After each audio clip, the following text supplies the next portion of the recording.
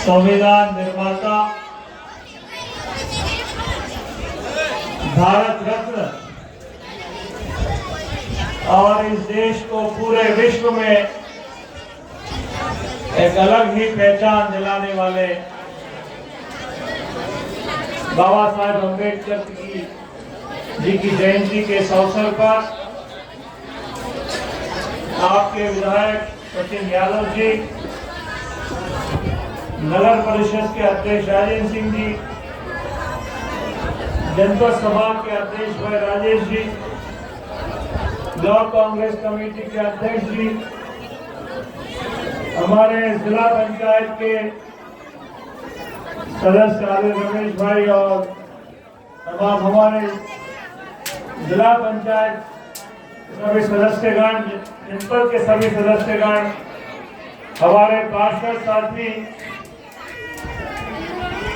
और भाइयों बहनों और दोस्तों, बहुत सारी बातें यहाँ पर हो चुकी हैं, मैं उनको दोहराना नहीं चाहता हूँ और समय का भी काफी लगभग 2-2.5 घंटे से आप लोग यहाँ बैठे हो, बहुत सारे साथी यहाँ से चले भी गए हैं। मैं 2-3 बातें कहकर आपसे विदा लेना चाहूँगा कि मुझे भी भोपाल जाना है। जी जी तो बैठो आओ नहीं 5 मिनट काम दे रहा हूँ, ये भोपाल जाकर मतलब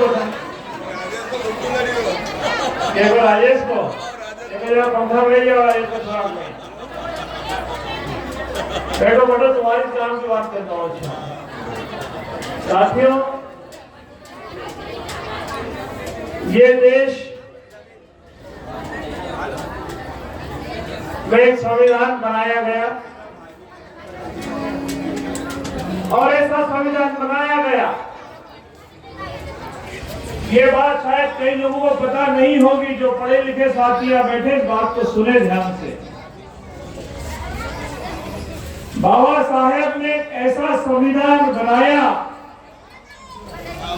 जिस संविधान में इस देश के हर वर्ग के लोगों को अपनी बात कहने का पूर्ण सहयोग करने का लेखा जोखा दिया और वह संविधान ऐसा बना कि जिसका अनुसरण आज विश्व के बहुत सारे अन्य देश भी करते हैं। और ये मध्य प्रदेश का तो सौभाग्य है कि भारत रत्न बाबा साहेब मध्य प्रदेश की धरती पर जन्मे और पूरे विश्व में पढ़ाई लिखाई करके इस देश के संविधान का निर्माण उन्होंने किया और उसमें लिखा उन्होंने कि हर वर्ग को, जो हमारे पिछड़े हैं, दलित हैं, आदिवासी भाई हैं, उनको पूर्ण रूप से हर वर्ग के लोगों को आरक्षण देने की बात उन्होंने कही। लेकिन अभी क्या हो रहा है आपको पता नहीं है। दिल्ली में क्या हो रहा है? दिल्ली में एक सरकार है, वो सरकार बाबा साहेब के संविधान के साथ छेड़छाड़ी करने का काम कर रही है। वो सरकार हमारे आरक्षण को समाप्त करने का काम करे। इस बात को ध्यान से सुनिए आप। वो आरक्षण बाबा साहेब ने हमको दिया था, भारतीय जनता पार्टी की आरएसएस के लोग उस आरक्षण को समाप्त करने की भरपूर कोशिश कर रहे हैं। और ये मध्य प्रदेश, जहां पर 20 साल से एक सरकार है और उस सरकार में आज भी 27 लाख पद खाली पड़े। 27 लाख हमारे नौजवान साथी बैठे मेरे सामने, बहुत सारे पढ़ लिख कर किसी ने पीएचडी किया, इंजीनियरिंग किया है, बेरोजगार घूम रहे, रोजगार नहीं है उनके पास। और जहां भी भर्ती मध्य प्रदेश में कहीं पर भी हुई है, वहां पर आरएसएस और भारतीय जनता पार्टी के लोगों को नियुक्ति मिलती है, हमारे दलित व्यक्ति को, साथी को नियुक्ति नहीं मिलती है। ये मध्य प्रदेश में हो रहा है। कैलाश भाई ने कहा यहाँ पर, मैंने सुनी उनकी बात, रमेश भाई की बात मैं सुन रहा था, राजेश ने यहाँ पर कहा भेदभाव हो रहा है। बाबा साहेब ने जो हमको अधिकार दिया उसके साथ भेदभाव किया जा रहा है। क्यों किया जा रहा है? क्योंकि जो लोग बैठे वो हमको चाहते नहीं है,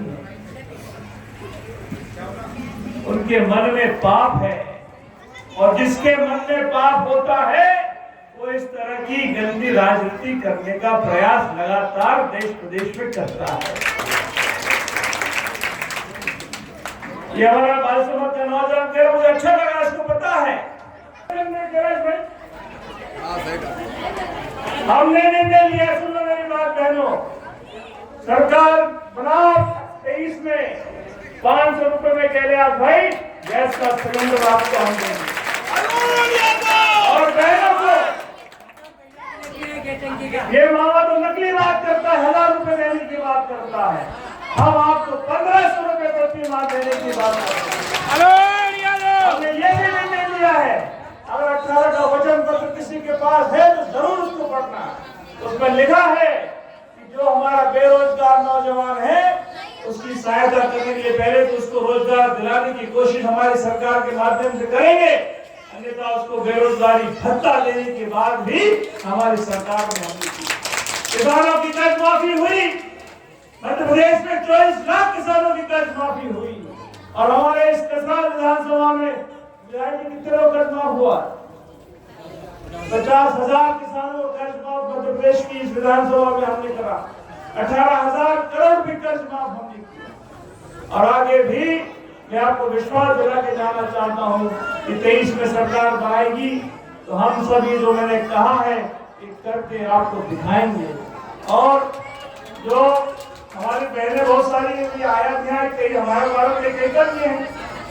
विधायक जी आपसे निवेदन है, हमारे अध्यक्ष जी आपसे भी निवेदन है, 3 अध्यक्ष यहाँ पर बैठे हैं, नगर पंचायत और जनपद के अध्यक्ष जी यहाँ पर बैठे हैं। हमारी माता की वाणी सबको सुनेंगे, सही बात है। जिन गाँव में माता की वाणी नहीं है, मेरा विधायक जी से कहना है राजेश, जिन गाँव में बहनों की माता की वाणी नहीं है, मेहरबानी करके उनकी सबकी स्वीकृति इस साल आप कर दीजिए, और इन बहनों को माता की वाणी जरूर बना दीजिए।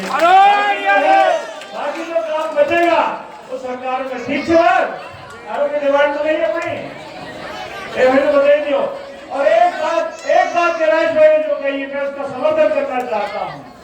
इस शहर में अगर कुटीर मिलेगी तो 2.5 लाख रुपया, और गांव में इंटरवेल की दुकान मिलेगी तो भाई उसको मिलेगा 1.5 लाख रुपया।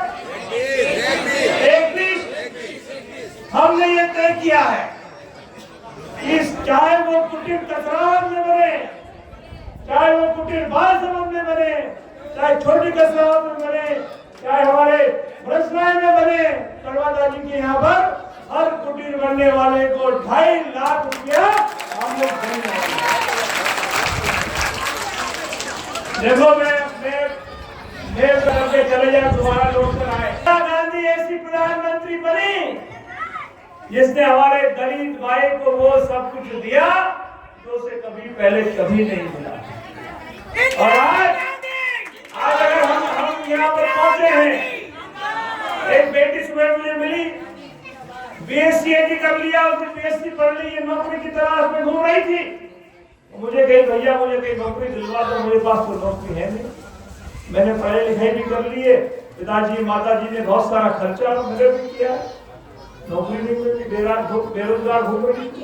ये हमारी बहनें आएंगी बहुत सारी, यहाँ पे लक्ष्मी जी गई है हमसे, अंजय वाली लक्ष्मी जी देखी नहीं करने गई, कहाँ में भगत दिखाती है लक्ष्मी जी से चली लगता हूँ। ये बहनें आई है, मुझे खुशी है, इन बहनों को पता है कि पढ़ाई लिखाई क्या होती है।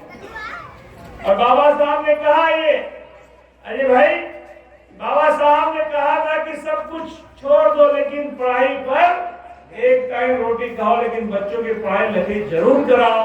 मुझे खुशी है कि हमारे क्षेत्र में तो हमारी बहनें अपने बच्चों को पढ़ाई लिखाई कराती है।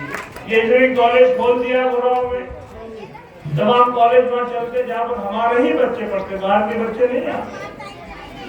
और कई किसी की नौकरी कहीं विदेश में लगी हुई है, कहीं और क्षेत्र में काम करता है, कहीं और काम कर रहा है, सैकड़ों साथी हमारे क्षेत्र के अलग अलग हमारे फैक्ट्रियां खोल दी, वहां पर जाके काम करते हैं।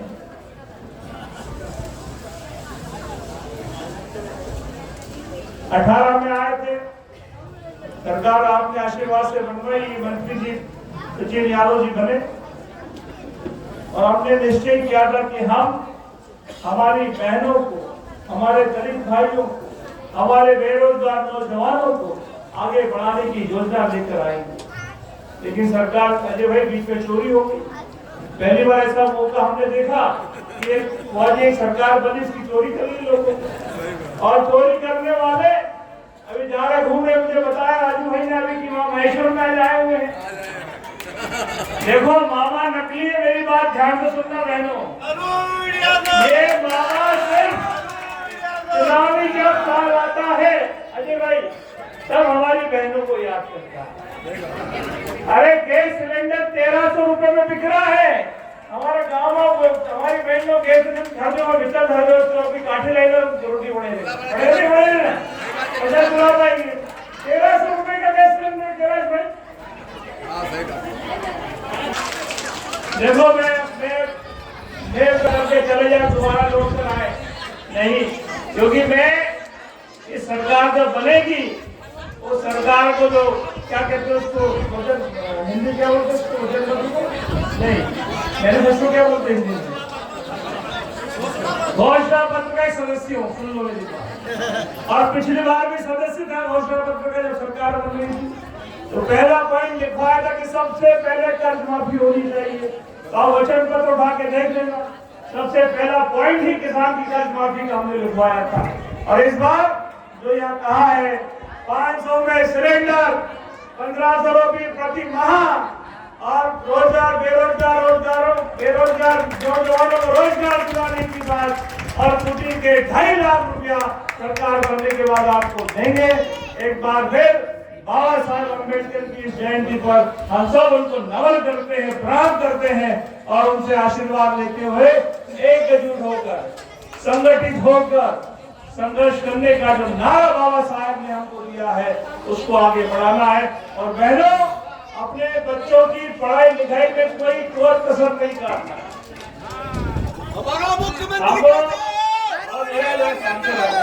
बच्चों की पढ़ाई लिखाई में कोई कसर नहीं करना, उनके पढ़ाओ, अच्छा पढ़ाओ और उनके आगे बढ़ाओ। बहुत बहुत धन्यवाद। बोलिए जय भीम।